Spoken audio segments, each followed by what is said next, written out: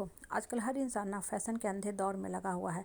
हम मोबाइल भी हमेशा खरीदते हैं, बदलते रहते हैं, क्योंकि हमें लेटेस्ट टेक्नोलॉजी की मोबाइल चाहिए, हमें लेटेस्ट टेक्नोलॉजी का लैपटॉप चाहिए। हम अपने आप को मॉडर्न कहना चाहते हैं कि हम बहुत ही एडवांस है। लेटेस्ट टेक्नोलॉजी से हम सूचना लेते रहते हैं और आगे बढ़ते रहते हैं। बच्चे को भी हम ऐसे स्कूलों में डालना चाहते हैं जिसपे इंटरनेशनल टैग लगा हुआ है कि बच्चा मेरा XYZ इंटरनेशनल स्कूल में पढ़ता है। बच्चों को हम साइंस दिलाते हैं, क्योंकि सबके बच्चे कोचिंग जा रहे हैं, मैथ्स पढ़े, इंजीनियरिंग में जा रहे हैं, मेडिकल में जा रहे हैं, तो मेरा बच्चा को भी जाना चाहिए। ये और बात है कि बच्चा साइंस पढ़ के घुट रहा है, क्योंकि उसका जो एम और ऑब्जेक्टिव था वो था क्रिकेटर बनने का। देखो, अगर गौर करो ना, तो ये जब छोटी छोटी बातें होती है ना, हमें जीवन की कितनी बड़ी शिक्षा देता है। आजकल देखो, एक चीज़ की बहुत ज़्यादा और फैशन की दौर चली है, वो है मेडिटेशन की।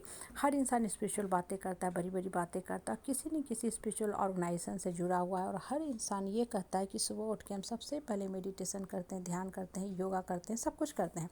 और होता क्या है ना, कुछ लोग करते हैं वो वास्तव में करते हैं, उन्हें बेनिफिट होता है इसलिए करते हैं।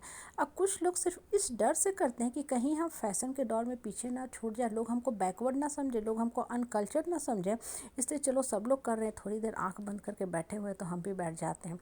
आप देखो, जो इंसान मन से, आत्मा से, इंटरेस्ट से करता है ना, उस इंसान को मेडिटेशन से, योगा, ध्यान से वास्तव में ही फ़ायदा होगा। क्यों? क्योंकि उस समय वो मन से सारी जो बेकार की, बाहियात की बातें हैं ना, जिससे वो परेशान रहता है बरसों से, उसको साइड करता जाएगा। तो वो उठता जाएगा, तो उसको एक अलग तरह का पीस का एहसास होगा, ब्लिस मिलेगा, उसको एक अलग तरह का हैप्पीनेस मिलेगा। वो एक अलग दुनिया में जाएगा और उसका बहुत अच्छे से व्याख्यान करेगा। और दूसरा जो देखा देखी कर रहा है, वो क्या हो रहा है, वो अंदर से ना घुट रहा है, अंदर से ना वो कल्पित हो रहा है। वो सोचा कि इनको मेडिटेशन से फ़ायदा हो रहा है, हमको क्यों नहीं हो रहा है। तो वो क्या करेगा, ये सोच के कि हमको लोग बैकवर्ड ना समझे, बढ़ चढ़ की बातें शुरू करेगा। हाँ, हमको भी मेडिटेशन से बहुत फ़ायदा होता है, हम भी बहुत अच्छा अनुभव करते हैं।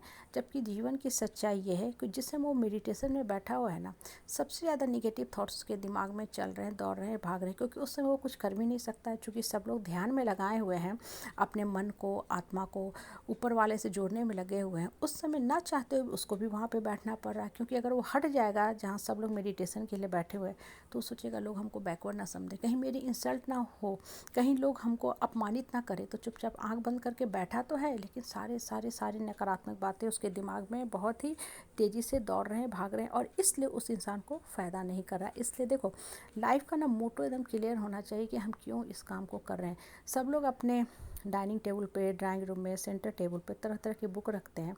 तो पढ़ने के पर्पज़ से रखते हैं कि ठीक है, जब भी हम खाली होंगे थोड़ा सा बुक पढ़ लेंगे, थोड़ा सा कंटेंट को अपने दिमाग में डाल लेंगे। बैग में भी बुक लेके चलते हैं कि ठीक है, हम मेट्रो पे सफ़र कर रहे हैं, कहीं गाड़ी में सफ़र कर रहे हैं, तो थोड़ा सा हम बुक पढ़ लेंगे। 4-5 ही पेज पढ़ा, लेकिन कंटेंट तो दिमाग में आया। और कुछ लोग ये सोच के रखते हैं कि भाई हमको भी लोग पढ़ा लिखा जाने, हमको भी इंटेलिजेंट, इंटेलेक्चुअल जाने, हम भी बौद्धिक रूप से जागृत हैं, समाज में मूव कर सके, ये शो ऑफ के लिए रखते हैं। और उन्हें ये भी पता नहीं होता है कि जो बुक रखे हैं किस राइटर का और किस भाषा में लिखा हुआ है। क्यों? क्योंकि उन्होंने कभी बुक को ओपन करके देखा ही नहीं। वो सिर्फ और सिर्फ झूठी प्रतिष्ठा के लिए, फैशन के दौर में शामिल होने के लिए ये काम कर रहे हैं। देखो, कोई भी काम करो ना, तो पूरी मन की तन्मयता से करो। वो काम करो जिसमें आपको एक्चुअल में इंजॉयमेंट होता है। अगर आपको इंजॉयमेंट नहीं हो रहा है, आप काम कर रहे हो, तो काम जो हो ना, सिर्फ और सिर्फ आपको एक बोझ बन के रह जाएगा।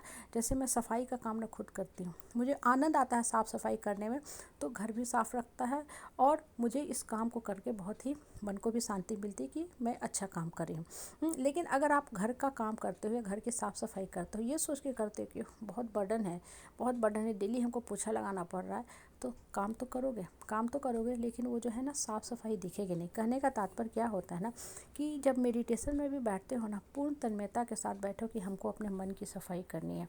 जब आप इस तन्मयता के साथ ऊपर वाले से जुटोगे ना, तो वास्तव में ही आपको फ़ायदा करेगा। लेकिन सिर्फ भीड़ में शामिल होने के लिए, कि लोगों की भीड़ में हम भी शामिल हो जाएं, तब ज़्यादा दिन आप कंटिन्यू नहीं कर पाओगे। बस जाओगे आओगे, और आपका जो ग्रोथ है वहीं का वहीं रह जाएगा।